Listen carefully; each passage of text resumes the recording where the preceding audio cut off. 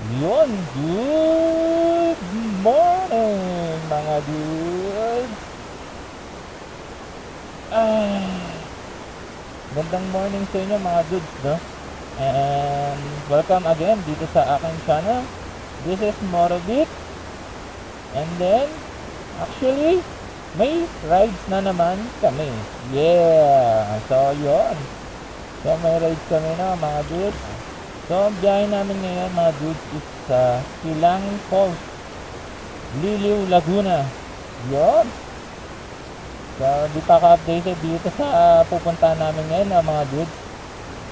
So, sabay-sabay tayong puntahan itong Liliw Falls dun sa Laguna. So, inaasahan namin late kami.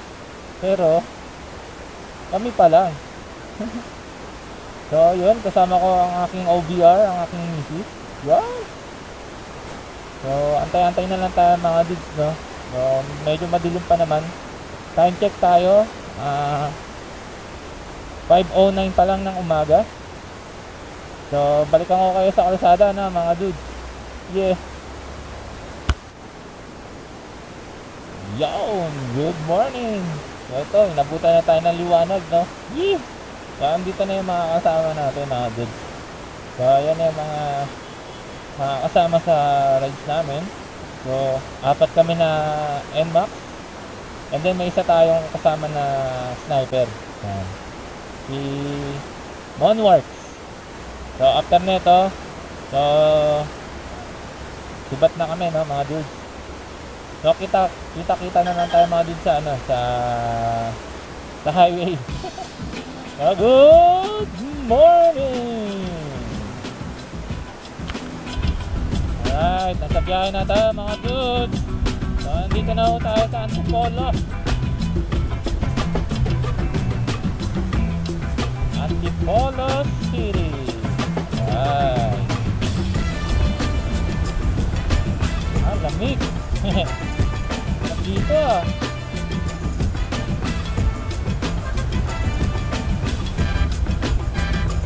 medyo nahuli na kami sa pacing, no?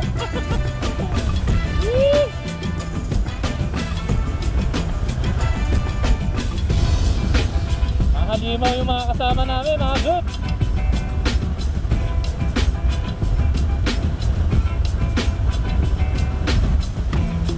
Swabe, no? Ang lamig. Sana all ganito.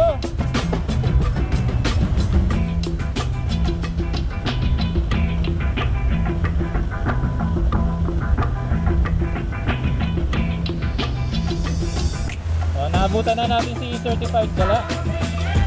Ayun siya, oh.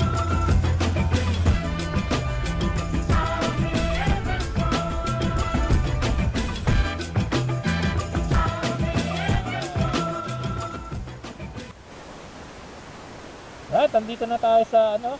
Anong lugar to kuya? Anong lugar to? Antipolo pa rin?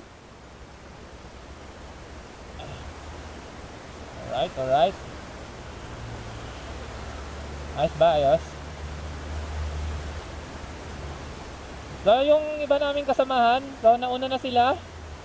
Bahala sila. Kami, magpapalipad ng drone. Ayan. Medyo maaga-aga na. Nandito kami sa gilid. Natabi ako, mga delikado sa pwesto ko. Wow, overlooking. Ganda. Yan.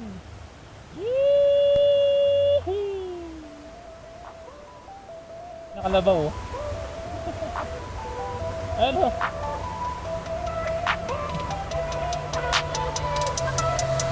Ito yung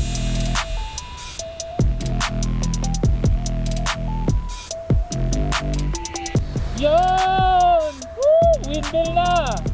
So, ibig sabihin, nandito na tayo sa Pililla.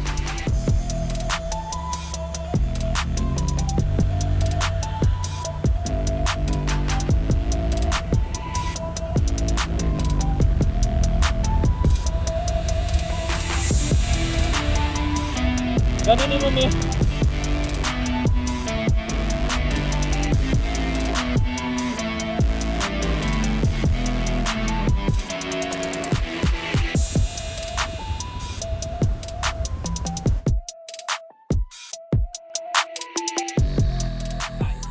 yun nga, no, mga dudes. So, nandito tayo ngayon sa bandang Pililla. So, yun, Pililla.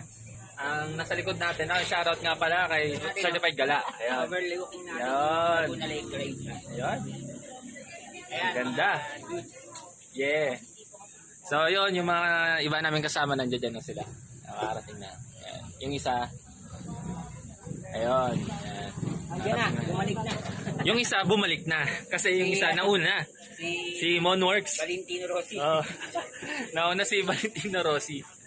So, ano muna kami? Kain muna kami.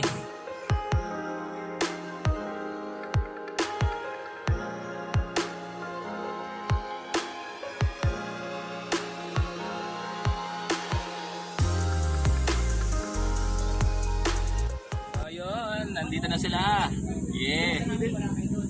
Nagkanya-kanya ng linya kung saan saan nagpupunta. Yung isa nag-Marikina, yung isa nag-San Mateo, at kami nag-Olbalara. Ayun. Pero dito pa rin ang bagsak. Pero dito pa rin ang bagsak sa Pililla. Yun. Sa napakagandang view ng Laguna Lake. Monworks lang eh, oh. Yan oh, nakikita nyo ba yan? Yan oh. Yung taragis yan. Yan, wow, tangin na. Kita nyo yun?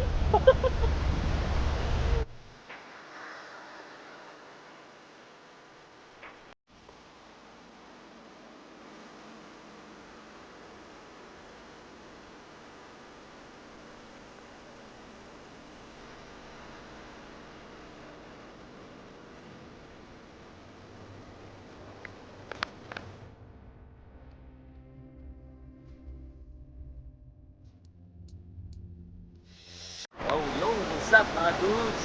So, stop over muna kami uli. Nandito kami sa Yamshi. So, overlooking siya mga dudes, no? So, dito yung pwesto namin. Yan, shoutout. Shoutout mo. Stop. Stop over muna kami dito. Pero, tignan nyo naman. Wow! Overlooking, oh. Nice. So, kain muna kami dito mga dudes, ha. Balikan ko na lang kayo. Okay. So, on the way na kami sa falls.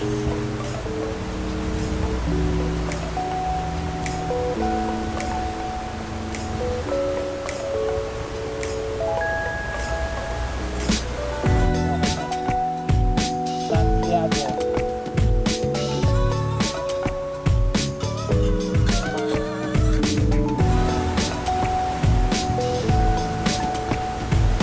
Nakikita niyo yung bundok na yan mga dudes? Hindi kami dyan.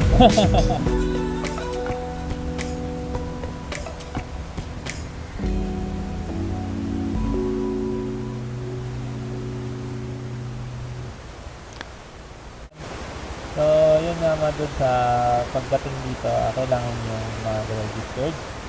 Dito kami sa Tulangin Tourism Information Office. Yan, mag-register nyo na kami yun.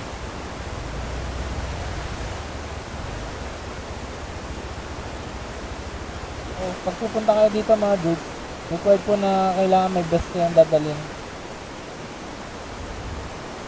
Ayan, kailangan natin magdala ng ano.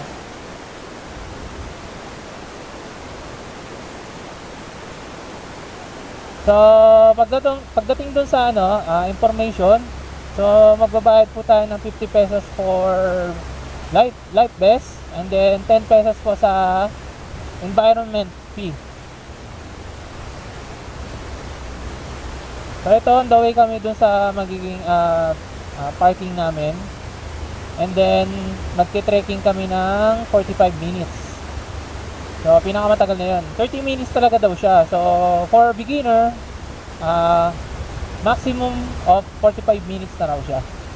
And then, ang kinagandahan kasi dito mga dudes, sementado na daw siya. So, hindi na siya katulad dati na maputik, mabato, maugat. So, talagang sinementohan na. So ibig sabihin, ini-improve na talaga ng total ito. So goods yun para sa mga iba pang pupunta rito, no, sa Kilangin. Pagdating doon sa taas, may nag-aantay sa amin doon na tour guide.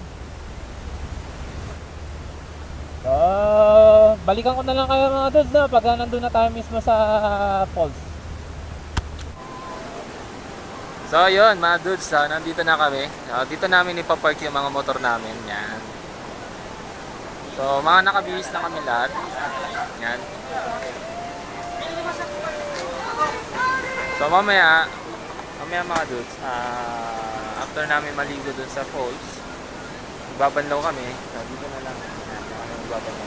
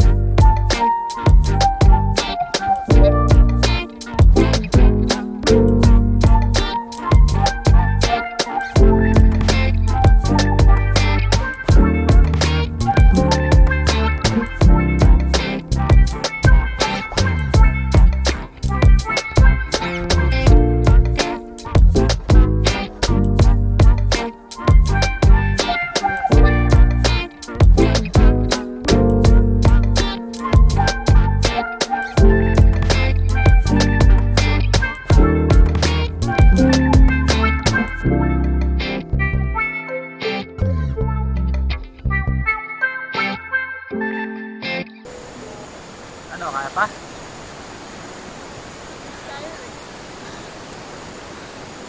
Ginusto natin to eh, na?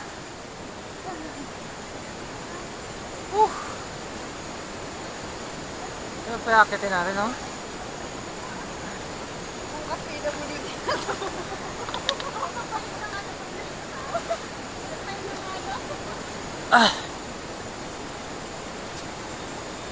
Tignan naman guys yung nakakatin namin uli. Pero ang kinagandaan dito mga dudes, pag pupunta kayo dito, hindi na siya ganun kahirap bumaba at umakyat. Kasi meron siyang ganyan. So medyo na improve na nila yung daanan dito. Diba? Yan. So pinapakilala ko nga pala sa inyo itong tropa ko. Tropa! Pre! Uy! Shoutout ka naman, shoutout! Uy! Ako sa'yo! Snapero! So, sa mga pupunta pa rito, kailangan nyong magbaon ng mahabang Pasensya. Woo!